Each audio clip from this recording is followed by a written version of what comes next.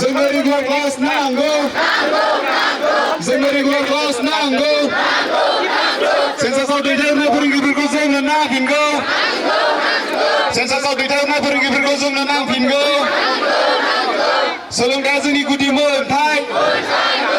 सोलोंथाइया जोंनि गुदि मोनथाय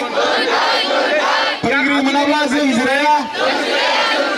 फोरोंगिरि मोनाब्ला जों जिराया जोंनो फोरोंगिरि नांगौ जोंनो फोरोंगिरि नांगौ आमार बर' साहित्य सभा आरो आगसु जों जथायै दिनैहाय बे सान्थिपुर गोजौ फरायसालियाव जों नुजाफैदों आरो नुजाफैनानै जोंनो फरायसालिफ्रा जोंनो खिन्थाबाय फोरोंगिरि बिथांमोना जोंनो खिन्थाबाय बाय जथेस्थ' जेंना दं बाव जेंनाया गुबैयै दाखालि 17 आगस्टनिफ्राय अल इन्डिया जि सेन्सासनि खामानि जादों बे सेन्सासाव बिथांमोननिफ्राय गासै 9 जन फोरोंगिरिखौ एंगेज खालामदों आरो बेहाय एंगेज खालामनायनि उनाव दिनैहाय केबल 9 जन फोरोंगिरियाल' दिनै रेगुलार दङ आरो बियो मिक्स मिडियाम बे मिडियामाव गासै दिनैहाय एंगेज जानायनि उनावहाय सेन्सासाव बर' बिजोङाव 3ल' फोरोंगिरि दं आरो एसामिसाव दिनैहाय बिथांमोनाव मा होनदों 7 फोरोंगिरि दं गासै बे 8 जन फोरोंगिरिजों 1निफ्राय क्लास 10 सिम 13टा क्लास लानाया सम्भब जाया दा बेनिखायनो दिनै जों नुबाय फरायसाफ्रा फैयो जेबो क्लास मोना थाङो फैयो बेबायदि जेंना दा बेयो सेन्सासनि थाखाय मोनसे गिदिर जेंना जाबाय आरो गुबुन मोनसे जेंनाया जाहैबाय फोरोंगिरि ट्रेन्सफार दिनै चिरां जिल्लानिफ्राय अलरेडि 25 जन फोरोंगिरिया आउट अफ डिस्ट्रिक्ट ट्रेन्सफार जाबाय आरो उइथिन डिस्ट्रिक्टआवबो साफा सानै ट्रेन्सफार जागासिनो दं आरो ट्रेन्सफारनि जि प्रक्रिया बियो दैनिन्द बा सानफ्रामबो जाबाय थादों जाय बाथ्राखौ जों फोरोंगिरि समाजनि आफादफोरा बयबो खावलायबाय थादों जिहेतु सोलोंथाइनि परिबेसा दिनै फोरोंगिरिया नांगौ जखानि गैयाबा मोजां जानाय नङा बे हिसाबै ट्रेन्सफारखौबो दोनथ'नांगौ आरो सेन्सासनि खामानियावबो बेबायदि एसेबां हुलुस थुलुस गंसे स्कुलनिफ्राय 10 जन 15 जन 20 जन लाङालासिनो नायनानै साफा सानै लांनाया बेलेग बाथ्रा बेखौ खालामनांगौ होननानै जों बुंदों दा दिनै बिनि थाखायनो दुलाराय बर' फरायसाफ्रा जोबोद दुखु मोनदों दिनै बिनि अनगायैबो शिक्षानि बेलायाव दिनै लेखाया दाबो सरकारनिफ्राय जि लेखा मोननांगौ फ्रि लेखा बिबो मोनजोबाखै सरकारनिफ्राय जि मोनसे इउनिफर्म मोननांगौ बिबो मोनजोबाखै बे मोनसे जेंना आरो दिनै जोंनि सरकारनि जि डिपार्टमेन्टफोर बिअ डिअ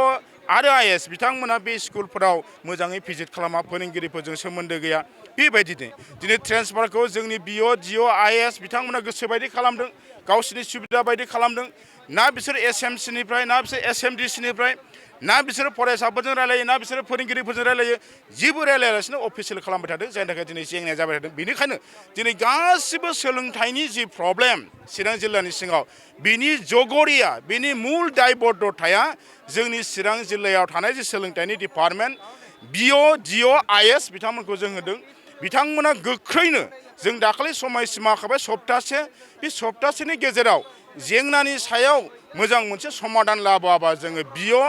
डिअ आरो आइएसनि बिरोधै जों बे सामाजिक आफादफ्रा फरायसा आफादफ्रा जों जिरायनानै थानाय नङा बिथांमोनखौ जों बुंनांगौ बायदि दं बिथांमोना दिनै जथेस्थ' खालामबाय थादों बिथांमोना मोजां मावोबा जोंनि सोलोंथाइया मोजां जागोन फरायसाफ्रा मोजां जागोन बिथांमोना गाज्रि मावोबा गाज्रि जागोन दिनै बिथांमोननि सायाव दं दा बेनिखायनो जों देशनि सार्थआव फरायसाफोरनि सार्थआव समाजनि सार्थआव दुलाराय बर' फरायसा आफाद आरो चिरां जिल्लानि गासै आफादफ्रा दिनै जुथायै जोङो बेनि सायाव जों नोजोर होबाय थादों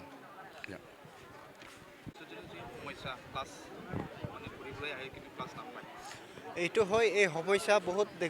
দীৰ্ঘদিনৰ পৰা হৈ আছে কিন্তু বৰ্তমান সময়ত যে ভাৰত চৰকাৰৰ যেটো জাতি গণনা সেন্সাস এই সেন্সাসত এইখন বিদ্যালয়ৰ বহুত শিক্ষকক মানে নিযুক্তি কৰা হৈছে যাৰ ফলত ছাত্ৰ ছাত্ৰী স্কুলত আহি এনে বহিব লগা হৈছে তো এইখিনি সময়ত যে আগন্তুক এই সেপ্টেম্বৰ 24 তাৰিখত যেটো হাফ ইয়াৰলি এক্সাম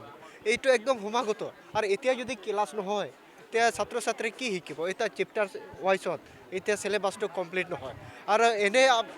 আপোনালোকে জানে যে চিৰাঙত ৰিজাল্টটো অতি বিয়া হৈ থাকে আৰু বিয়া হোৱা কাৰণ যে পৰ্যাপ্ত পৰিমাণ শিক্ষকে নাই আৰু শিক্ষক নাথাকে শিক্ষক নথকাৰ কাৰণে ইয়াতে গণিত টিচাৰ নাই ইয়াতে সায়েন্স টিচাৰ নাই ইয়াতে ইংলিছ টিচাৰ নাই তেনেকুৱাৰ কাৰণে ভাল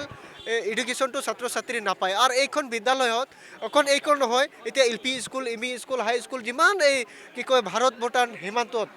এই সীমান্তত যিমানখিনি স্কুল আছে এইখন স্কুলত যে গৰীব আৰু দুখীয়া যিবিলাকে দৰিদ্ৰ সীমাৰেখাৰ তলৰ ছাত্ৰ ছাত্ৰী ইয়াতে লিখা পঢ়া কৰে আৰু এখেতসকলৰ মা দেউতা কাম কৰে ভূটানত কাম কৰিবলৈ যায় কাৰোবাৰ ঘৰত কাম কৰিবলৈ যায় আৰু তেখেতসকলৰ মা দেউতা কোনোবা বিদেশত গৈছে তো এখেতসকলৰ যে শিক্ষাৰ যিটো গুণগত শিক্ষাৰ যিটো মানুহৰ কি কয় মানুহ হিচাপত মানৱ সমাজ গঢ়িব লাগে এতিয়া শিক্ষাৰ যদি আমি যদি উন্নতি কৰিব নোৱাৰোঁ শিক্ষাৰ যদি ডেভেলপ নহয় তেনেহ'লে চৰকাৰ এতিয়া কি কৰিব চৰকাৰৰ ওপৰত আস্থা নোহোৱা হৈছে মানুহ গতিকে যুগৰে চৰকাৰে হ'ব কাৰণ চৰকাৰে যদি তেনেকুৱা পৰ্যাপ্ত পৰিমাণ নহয় আৰু এইখিনি ভিতৰীয়া অঞ্চলত বহুত অন্ধবিশ্বাস হৈ থাকে কাৰণ এডুকেশ্যন নোহোৱাৰ কাৰণে এতিয়া বেমাৰ আজাৰ বেছি হৈ থাকে এডুকেশ্যন নোহোৱাৰ কাৰণে আৰু বহুত বহুত বিশৃংখলা সৃষ্টি হয় তো এইখিনি যদি আমি শেষ কৰিবলৈ হ'লে পৰ্যাপ্ত পৰিমাণ শিক্ষক আৰু ইয়াতে গুণগত শিক্ষাটো অতি প্ৰয়োজন আৰু যদি গুণগত শিক্ষা যদি আমি দিব পাৰোঁ যথেষ্ট এইখিনি অঞ্চলত ভাল হ'ব আৰু আমি শুনিছোঁ যে ভাৰত চৰকাৰ বা অসম চৰকাৰৰ এটা ভূটান বৰ্ডাৰ এটা ডাঙৰ এটা প্ৰজেক্ট ইয়াতে ইষ্টাব্লিছ কৰিবলৈ গৈ আছে তো এইখিনি অঞ্চলত কোনে কাম কৰিব যদি ইয়াৰ ল'ৰা ছোৱালী যদি ভালকৈ শিক্ষা নাপায় ইয়াৰ ল'ৰা ছোৱালী যদি ভালকৈ ডক্টৰ বা ইঞ্জিনিয়াৰ বা তেনেকুৱা ভাল এটা স্কিল লেবাৰ যদি নাথাকে তেনেহ'লে কোনে শিকিব এই বিদেশৰ পৰা মানুহ ইয়াতে ইষ্টাব্লিছ হ'ব বিদেশৰ পৰা মানুহ ইয়াতে কাম কৰিবলৈ বাধ্য হ'ব কাৰণ ইয়াৰ মানুহতো লেবাৰ হিচাপে থাকিবলৈ তো এইখিনি সময়ত যে সময় থাকোঁতে মই জিলা পৰিদৰ্শক বিষয়াসকলক IAS সকলক মই অনুৰোধ জনাইছোঁ যে অতি সোনকালে যিসকলক টিচাৰ আপুনি নিযুক্তি কৰিছে এইসকলক টিচাৰ ঘূৰাই আনিব লাগে অন্যথা বেলেগ শিক্ষকৰ কাৰণে ব্যৱস্থা কৰিব লাগিব আৰু যদি আপুনি ব্যৱস্থা কৰিব নোৱাৰে তেনেহ'লে আমাৰ সংগঠনৰ যিটো কাম যিটো আন্দোলন এইটো আমি প্ৰচেষ্টা ৰাখিম আৰু আপুনি মানৱতা হিচাপত যে ছাত্ৰ ছাত্ৰীৰ জীৱনলৈ ভৱিষ্যতৰ চিন্তা কৰি যে ইয়াতে ভাল এটা এডুকেশ্যন বা গঢ়াৰ ক্ষেত্ৰত যে শিক্ষক কি কয় আপুনি প্ৰভাইড কৰিব বুলি সংগঠনৰ পৰা আমি লৈছোঁ চৰকাৰে এইটো আহ্বান জনাইছোঁ যে এতিয়া প্ৰত্যেকটো চেঞ্চাছ বা তেনেকুৱা সময়ত যে চৰকাৰে কি কয় গভৰ্ণমেণ্ট চেঞ্চাছত বা ইলেকশ্যন তেনেকুৱা দায়িত্ব দিয়ে কিন্তু দিলেও কিন্তু যেনে এনৰলমেণ্ট চাইখিনি শিক্ষকক দিব লাগে এনৰলমেণ্ট চাইখিনি যেতিয়া শিক্ষকক দিলে যাতে স্কুলৰ ক্ষতি নহয় আৰু শিক্ষকো যেনেকৈ কাম কৰিব পাৰে তো এইখিনি সময়ত যে এই অঞ্চলখিনি যাতে চৰকাৰে অতি গুৰুত্ব দিব লাগে কাৰণ এইখিনি বহুত পিছপৰা অঞ্চল আৰু এইখিনি পিছপৰা ল'ৰা ছোৱালী এইখিনি স্কুলতে পঢ়ে আৰু এইখিনি স্কুলত যদি নপঢ়ে সিহঁতে বহুত দূৰলৈ যাব লাগে তো এইখিনি সময়ত চৰকাৰৰ এইটো আহ্বান জনাইছোঁ যে অতিকৈ ভাৰতবৰ্ষ সীমান্তৰ যিকেইটা LP school ME school high school বা কলেজ তেনেকুৱা আছে তেনেকুৱালৈ অতি প্ৰাধান্য দিব লাগে বুলি চৰকাৰৰ ওচৰত মই কি কয় দাবী জনাইছোঁ जोंनो रेगुलार क्लासनि फोरोंगिरिनि फोरोंगिरि मोनाब्ला जों जिराया गिबियावनो खौरां बुथुमगिरि नोंथांमोननिसिम बर' थुनलाइ आफादनि जानानै गाहाम हामलायथिखौ हरबाय दिनैहाय जोङो बर' थुनलाइ आफाद हिसाबै बे बर' माहारिनि मोनसे अलखद बुंजायो दिनै दुलाराय बर' फरायसा आफादनि जि दैदेननाय बिनि गेजेरजों दिनै जोङो 24 आगस्ट खालि मोननै जायगायाव गिदिंबाय सान्थिपुर गोजौ फरायसालि आरो दा जि खुंग्रिं गोजौ फरायसालि बे मोननै फरायसालिनि अबस्थाखौ नुबाय जोङो जे आथिखालाव सोलिबाय थानाय भारत सरकारनि जे सुबुं सानखो साननाय बे सुबुं सानखो साननायाव जे जोंनि IAS DO बिथांमोनहा साना सानस्लाबानो जे गंसे फरायसालिनिफ्राय गोबां फोरोंगिरिफोरखौ बोखांनानै खामानियाव बाहायनाय बे खामानियाव बाहायनायनि थाखाय दिनै जोङो नुनो मोनदों जे गथ'फोरनि जि सोलोंथाइ बे सोलोंथाइनि थासारिया एखेबारे गनायथाव नङा आरोखि लाथावा अबस्था जादों दिनै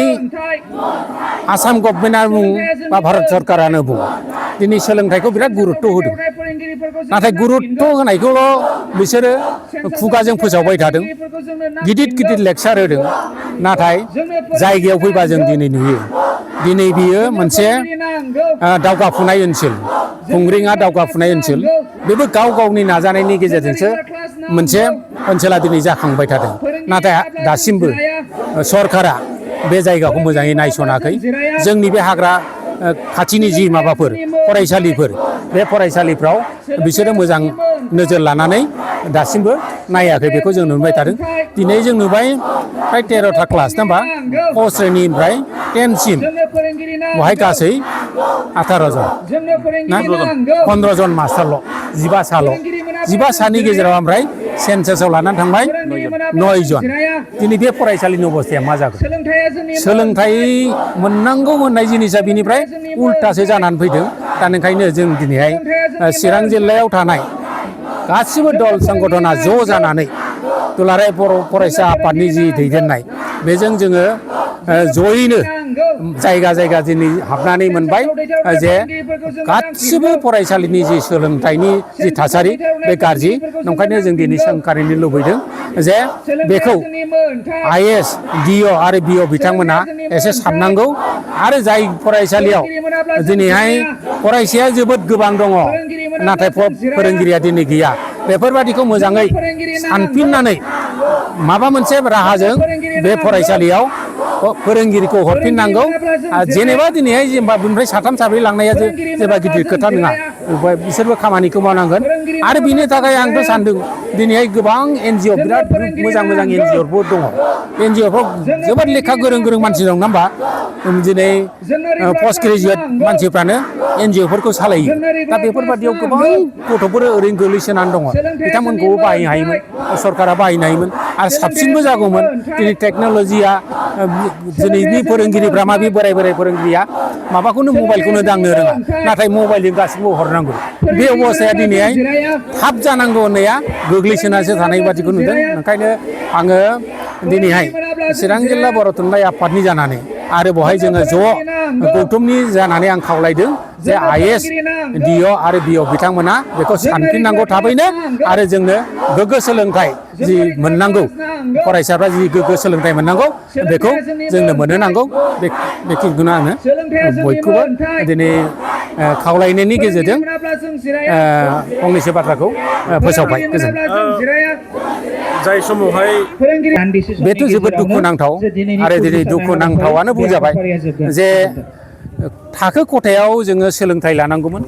नाथाय बायजोआव ओंखारनानै दिनै बे सोलोंथाइ मोननोनो सोलोंथाइखौ गावसोर मोननोनो दिनै होख्रावनानैसो मोननो होननानै बिनांगौ जाहैबाय खिन्थु बे अबस्थाया फैनो नाङामोन सरकारा बेखौ बेबायदि खालामनो नाङामोन दा ओंखायनो बेखौ दाबो समबादि दं बादि मोनदों आङो बे जाहाथे सेन्सासाव बेखौ जोंनि फोरोंगिरिफोरखौ थिग जखानि जेनेबा बुंनो थाङोबा 20% बा 30% बेखौ बाहायनानै जाहाथे फरायसालिनि जि गथ'फोरनि जि नैबेबादि अबस्था बे होख्रावलायनाय अबस्था बेफोरखौ खालामनो मोनै बादि अबस्थाखौ खालामनानै होयो बेखौनो आङो खावलायनाय थाबाय आंनि मुङा सामिर नार्जारि आं सान्थिफुर गोजौ फरायसालिनि 10 थाखोआव फरायो जोंनि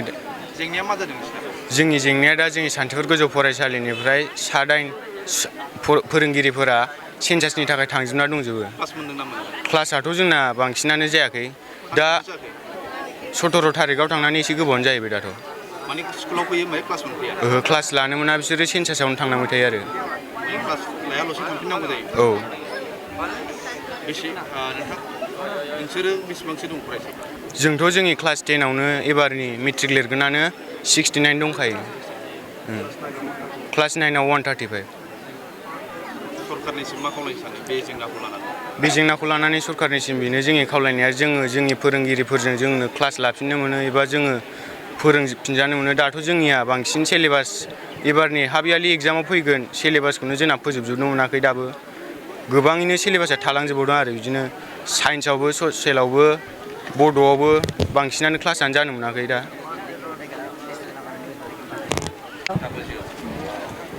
क्लास लानो मोनदों ना मोनाखै मोनजोबाखै सानबेसे जाखो क्लास लानो मोनैया क्लास लानो मोनैया सप्तानैसो जाबाय फोरोंगिरिया मा खामानियाव दायथ' सेन्सासाव